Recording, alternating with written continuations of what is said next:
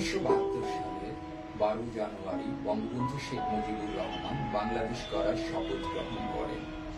2017 সালের 12 জানুয়ারি এই দিনটিকে স্মরণ করে একদল তরুণ প্রজন্ম একটি সংবাদ প্রকাশনা শুরু করে, যার নাম বর্তমান কাগজ। বর্তমান কাগজের আজ 6 বছর পূর্তি। ইতিহাসের সর্বশ্রেষ্ঠ বাঙালি জাতির পিতা বঙ্গবন্ধু শেখ মুজিবুর রহমানের স্মৃতির উদ্দেশ্যে এই দিনটিকে স্মরণ করে রাখার মতো একটি উদ্যোগ এই বর্তমান কাগজ। এই তরুণ প্রজন্ম হাজার বছর এই তরুণ নেতৃত্বের মাধ্যমে হাজার বছর এই ইতিহাসকে স্মরণ করে রাখবে।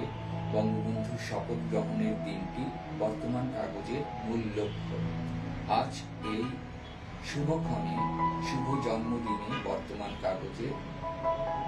কাগজের সকল কলাকুশলী এবং পাঠকদের জানাই আন্তরিক অভিনন্দন। ধন্যবাদ।